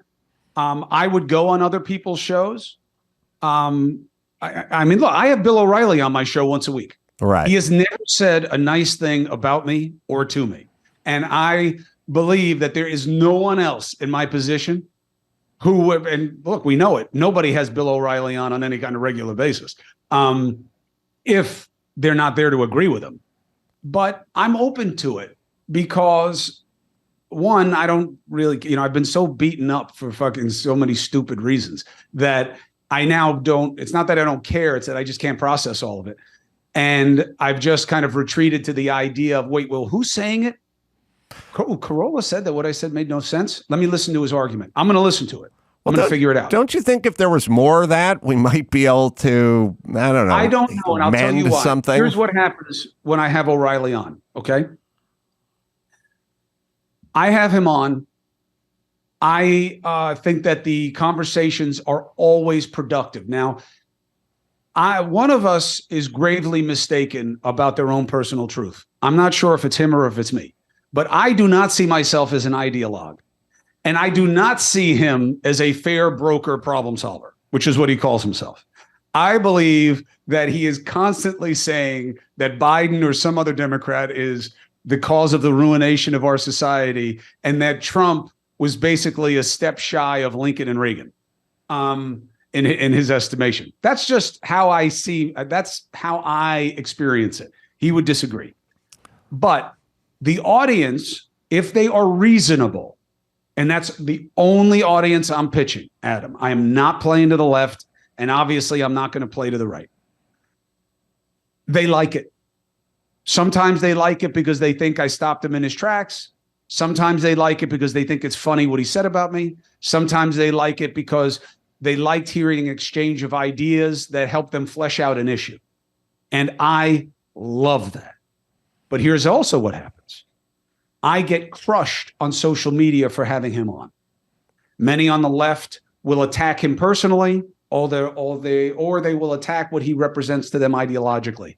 And they will see me as a traitor to either a cause or a team. And now you can look at all of that and wave it away and say, so what? You don't need it. Find me people who are successful on cable television to a significant degree who don't have a team.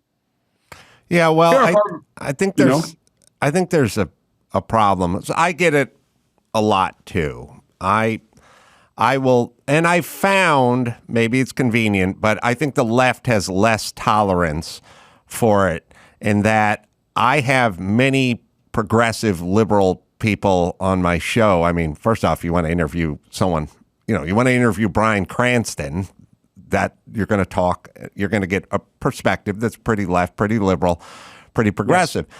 And then at some point, and sometimes people will say this to me, like they'll go, why don't you go hang out with your best friend, Dinesh D'Souza? And I'll go, Dinesh, I don't know Dinesh D'Souza. He's been on the show twice in 15 years. I don't think that would be my best friend. And I also don't think all I'm doing is highlighting Dinesh D'Souza and his talking points. He averages an appearance on the show every 7.5 years. So there's just sort of and what I've sort of found too is like you can have 10, I'll have Rob Reiner on the show and he'll talk about anything Rob Reiner wants to talk about. But you can have 10 Rob Reiners, but if you do one Dinesh D'Souza or one Ted Nugent, people get pissed off about it. Well, you're violating the rule. The rule is you can only have on, especially, you take a provocateur who's extreme and been somewhat exposed, been exposed to sometimes be grossly inaccurate in D'Souza. Well, you've proven you don't want to be fair because it's not a fair balance. It's like you're saying to an ideologue, you're saying, well, so I've had 9 good apples and then I have one that's filled with ptomaine and you're upset. Yes, one toxic apple is too much. The question is, well, what are you calling a toxic apple? D'Souza, it's a little bit of low-hanging fruit, just to keep the metaphor going. But I don't believe Bill O'Reilly comes even close to being in that category. Bill Maher, I'll get shit for this. I know I will. I just don't care anymore because if I do have an axe to grind that I didn't have before, it's, oh, really? You're disappointed in me? Where were you for me? When I needed support, where were you? So I don't that doesn't resonate with me the way it did in my last iteration. But It's a binary system. The reason I'm telling people to leave the parties is not because I think the parties are equal. I don't. I think that the Republican Party that I knew, that I grew up with, that I have in my family, that I married into, has been co-opted by a more extreme form of populism in a way that I do not think is equivalent on the left. The left has its problems. The Democrats have their problems. The fact that Biden is the best the Democrats can do is a problem. No disrespect to him. He was nice when my father died. I think he has an affability to him. But I don't like that he's the best that they can do. I feel the same way about Trump. I don't see the parties as equal. I see them as equal participants in a game that I hate and that is destroying us. And we need independence and for people to make candidates play to their interests and not vice versa. And that is a real solution that will make a real difference in our political culture. We're just so tied into these parties. I mean, even my brother gets mad at me when I say that. He's, we're pretty tight if you haven't noticed. So, he'll be like, yeah, but what do you think? Are you going to have Republicans win every election? I said, no, you see it like that because you're on the other team. But I see it as blow up the game and let people run for office who don't have to be beholden to one or the other. Sure, there's going to be a lot of money coming from the parties, and I'm not crazy enough of magical thinking to believe we're going to have 3, 4, 5 viable parties. But if you have independent voters, you're at least having these parties have to think about how to pitch them in a way where you don't just get their vote automatically because the other side's worse. That's what I want to get away from. I agree. Hey, it's Adam Carolla. Is your vehicle no longer stopping like it used to? Or does it squeal, shake, or grind when you brake? Don't miss spring brake deals at O'Reilly Auto Parts now through April 25th. You can get 15% off when you buy a set of Brake Best Select or Import Direct brake pads and 2 rotors. Brake Best Select and Import Direct brake pads are engineered for all driving conditions to restore and improve braking performance. With application-specific friction formulas, noise-canceling shims, and low-dust operation. Trust Brake Best and Import Direct to deliver better braking. Don't take a chance on your next brake repair. The professional parts people at O'Reilly Auto Parts will help you find the brake parts and supplies you need to do the job right the first time. Stop by your local O'Reilly Auto Parts today or visit online, O'ReillyAuto.com. There were some rumors that News Nation was reaching out to Don Lemon and Tucker Carlson. I don't know if you have. I'll tell you what, I can tell you something as a matter of fact that is really interesting when you're in the media. And I saw this in my own situation also, and in others where I've just been ahead on the reporting. Literally everything I have been reading is wrong. Mm-hmm. I shit you not. Literally everything. For instance, I'll give you one that will certainly be true as of the date of whenever we both use this. Tucker Carlson and I have the same lawyer, okay? Mm-hmm. A practitioner named Brian Friedman, who is really just a gold standard guy and practitioner. He did Megyn Kelly's case as well? He did do Megyn Kelly's case and many, many others. He does a lot of things. Carlson did not just get him now. They have a relationship. Don Lemon, to my knowledge, which is better than anybody who's reporting on it, does not have a lawyer. Is he interested in my lawyer? Sure he is. Everybody is. I don't know what's going to happen with that, but he certainly hasn't retained him. That's a matter of fact as of the date of this. But you're not going to see that in the media. Why? Because they don't give a shit. They want to advance the story. And they know it's kind of a harmless foul if they're wrong about it. And somebody told them, and that's good enough. And everybody else is reporting it, so it's okay. And that happens in the media a lot. So I know that's not true. Is News Nation reaching out to Don Lemon? Not that I know of. Would I know? Yep. Would they talk to Tucker Carlson? Probably. Is that a rejection of what News Nation is supposed to be about? No, because the point is that News Nation is going to be a true cross-section of everybody's interests. So, would I let Tucker Carlson have no guardrails? Well, only if you have "this is opinion" flashing on the screen most of the time when he's talking. Otherwise, you got to have an understanding with the guy about what passes muster in the place. But I'm the boss, and I don't say who's on and who isn't. That's for sure. I'm lucky to be there myself. But whatever's good for the business. I've said to most people, you have no idea how inaccurate most of what you read and see is until they're talking about you. Because that's right. Most Americans do not have that opportunity. They'll go through their entire life without so much as a corner of the back page dedicated to them. But the second you start reading articles about yourself, and some of it's innocuous. Some of it's just born here. No, I wasn't born in Philadelphia. Right. I was born here. Others are like, as bizarre as this sounds, I once did a tour of Los Angeles, Adam Carolla's favorite eateries and hangouts. You know, this is a fluff piece or something. So I said, well, why don't we meet at a diner that I like over in Studio City? This is one of the places, one of my favorite places, a diner. I said, okay. Met at the diner. I thought, oh, I like this taco place over here and that. And when we walked out of the diner, the guy who interviewed me, he pointed up at an Italian place that was across the street. And he said, "You eat there? Do you ever eat there?" And I said, "Oh, years ago when I was in the Groundlings or something. I think we ate there once, but it's not. I don't hang out there." And he went and wrote the article, and then he wrote that the Italian place is one of my favorite places to eat. And then Jimmy Kimmel got hold of the article and was like, "How could you say Giuseppe's, their food is shit?" And I'm like, I never said it.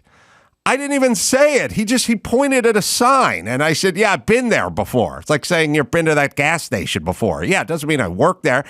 And it sounds like a nothing burger, but it's exactly how it works. When they start writing articles about you, you realize how wildly inaccurate the media is. And if one of your friends who's a foodie and half Italian gets a hold of the newspaper, then you can upset him because he's believing that you did that.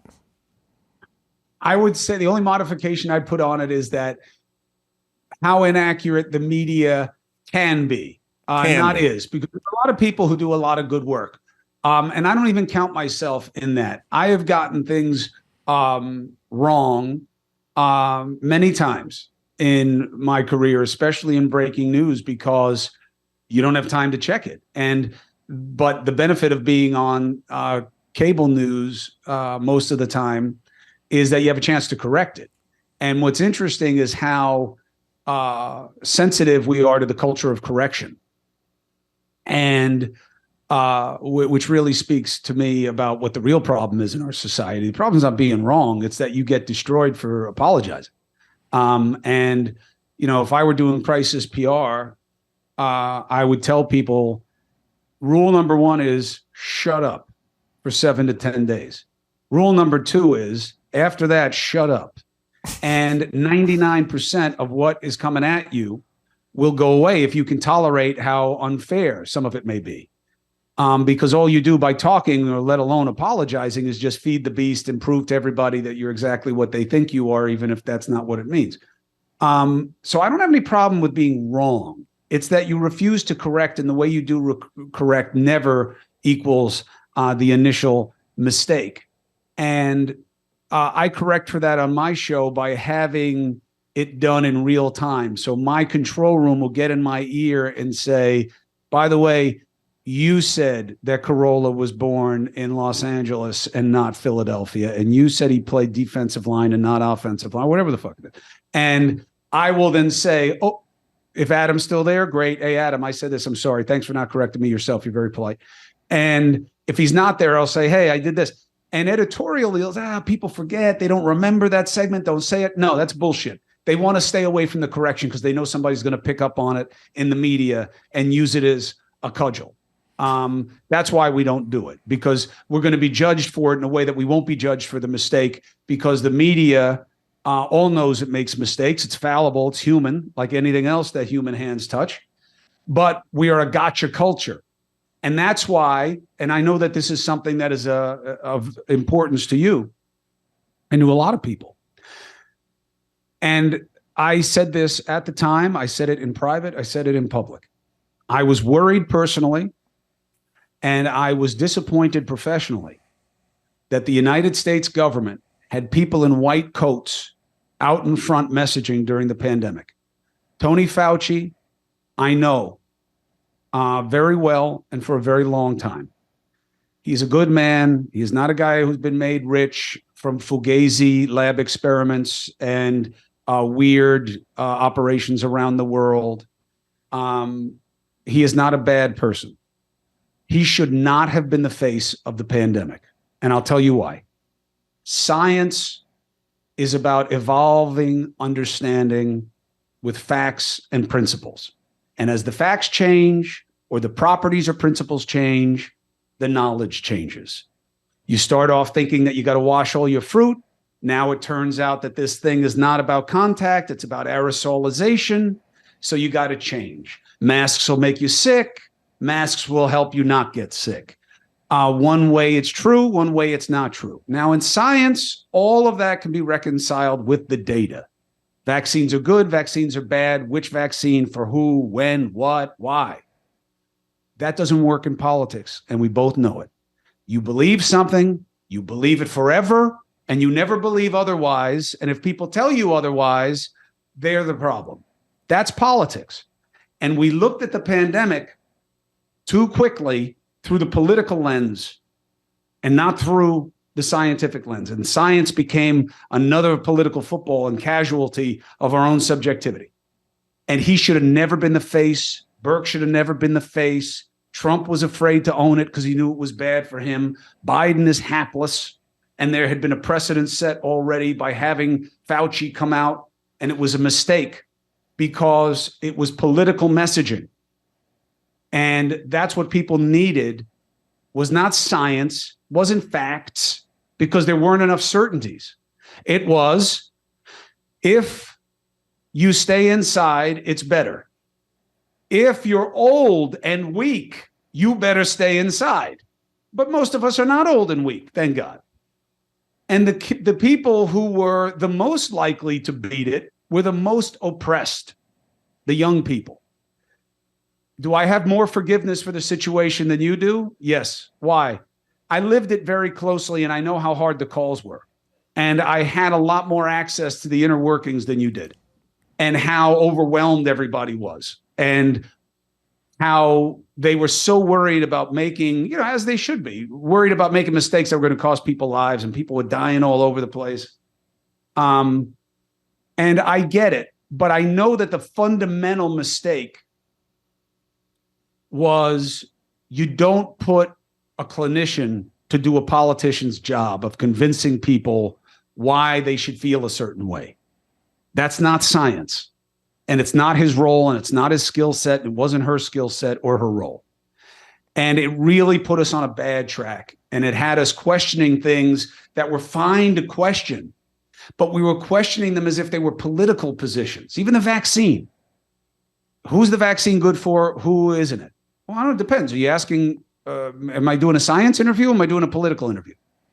And you can say, well, no, it's the same thing. No, it isn't, Adam. It's not the same thing. Why? Well, because politically, the right answer is to say, I don't know. It depends. I don't know that I want anybody to take it. Why? Because I don't want it on me. That's why. I don't want it on me. But that's not what scientists do. That's not why we give these kids, our kids, all these vaccines. We do it because they go on what they tell us that is the best understanding they have at that moment. I felt the same way about the lab leak. I start off being one of the early voices saying, did this come from this lab? Because isn't this weird that like the market's over here and the lab is in the same place and they have it and the thing. And then somebody calls me, or I talk to somebody and they say, by the way, do you know how big that province is, by the way? Do you know how many labs are there? Do you know how many markets are there? I didn't know. So then I said, okay, I get it. You're right. It's not like it's around the corner on Mott Street. I get it. But do we know where it came from? And they said, no, we think it came from the wet market, but we don't really know. And then the story just went away.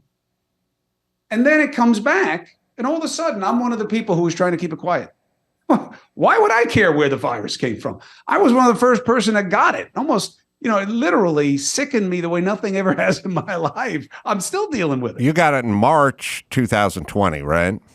I'll tell you, my man, and this is the truth. And another thing, I can't tell you how many people believe I didn't have COVID or that I left my basement in some fake way. It's like, it's the stupidest shit. Anyway, I had it.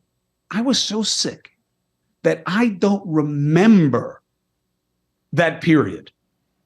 I had no idea what I had even meant to people until like months later when my producer was giving me a hard time about not posting on social media and showed me the numbers.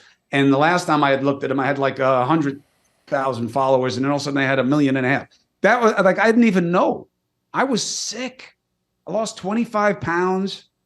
I wasn't breathing right for a long time. I couldn't spar or train for weeks and weeks. My brain was fucked. I had to do I had to get stuff back. And so I know that that's not the norm. I never said it was. I never put it out like that. But once I was able to get my legs back underneath me, I realized how screwy. And of course, I got to see it so acutely through Andrew, where I was like, God, we are just causing all our own problems by how we're looking at this. Mask mandates, kids out of school, all of it was imperfect. The vaccine stuff. Did we wind up being better off than we could have been otherwise? I mean, I guess if you look at the world data on the vaccine side, yes. On the practices and the duration and the economic things, I think it's kind of a wash. I could argue it either way. Yeah. But I don't think it was malevolence. I don't think it was a Biden conspiracy or a Trump conspiracy. The only thing that even approaches that was Trump got it wrong that it was going to be no big deal, but that's because of the information he was being given and because he's a hype guy, and that he played China both ways. But that's politics. That's politics. Yeah. I lived in California. At some point, they shut down outdoor dining. It bordered on malevolent at a certain point out here, but that's a story. There was a governor exception, wasn't there? For another day. Listen, I hate Gavin Newsom, but I'm in a good mood, so we'll save it for another time because I am going to be on your show when I'm out in New York in several weeks, so we can continue our conversation in person. You're always welcome. I love that you make people think. I love that you put thought into what you say. Sure, some will like it, some won't. I think more often than not, when you're trying to be funny, you are. And I think we need ideas and we need people who think about them and who have good minds and good hearts. And you check those boxes. And I appreciate you giving me an opportunity to talk to you. And you're always welcome where I am. I would say this right back at you. The podcast that we're talking about, because we're doing a sort of home and home version, is the Chris Cuomo Project. And you can hear me and you can hear a bunch of moms that like kiddie porn on there as well. And Chris will do battle with whomever. I appreciate your candor, Chris, and I look forward to seeing you in person. All right. Thank you for the opportunity and the time, Adam. I'll see you soon. Continued luck. You too.